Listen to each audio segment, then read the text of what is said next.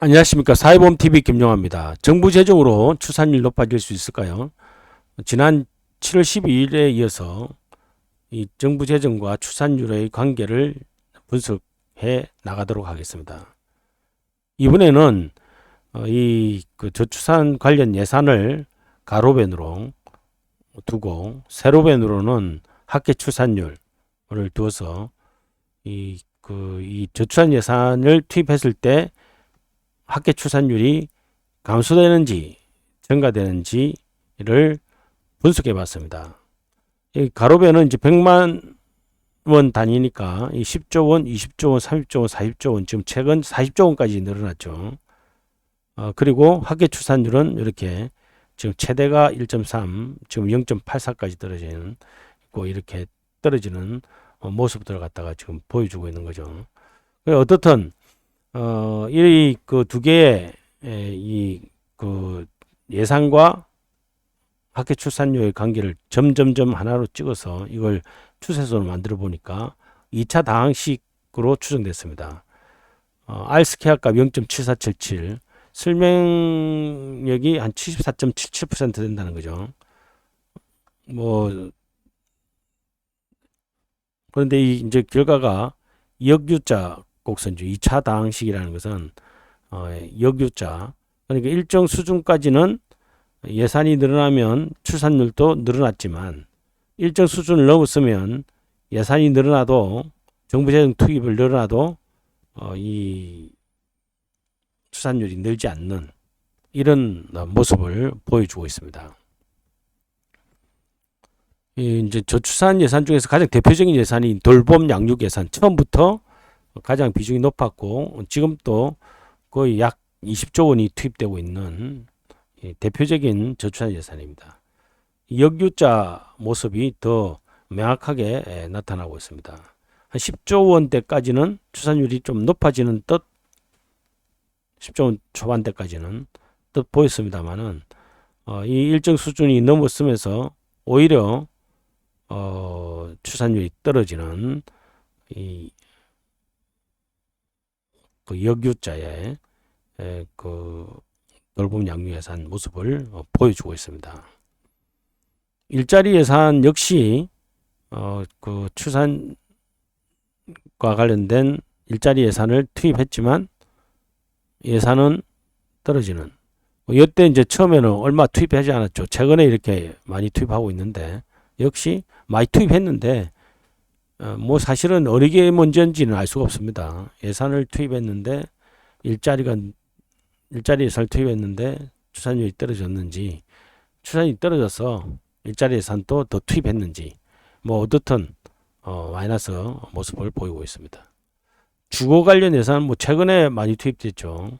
10조 원대를 투입하고 있는데 투입했지만 이 금방 효과가 나타날 거라고 보진 않지만 늘어났는데 출산율은 떨어졌습니다. 결혼, 임신, 출산 예산이죠. 이것도 마찬가지로 유의도는 높지는 않지만 어떻든 그 예산은 늘어났지만 출산율은 떨어지는 모습을 추세선으로 확인할 수 있었습니다. 외국과의 비교입니다. 1인당 GDP와 출산율의 관계 182개국을 비교해 봤는데 지난번에 잠깐 소개시켜 드린 적 있죠. 1인당 GDP가 늘어났지만 학계 출산율은 오히려 떨어진다. 이게 이제 그 월드뱅크와 유엔의 인구 및 1인당 GDP 데이터 가지고 분석한 건데 결국은 1인당 GDP가 굉장히 낮은 때는 출산율도 굉장히 높았지만 이 1인당 GDP가 늘어남에 따라서 오히려 학계 출산율은 별로 증가되지 않는, 그러니까 이건 GDP와 학계 출산율의 관계를 봤죠.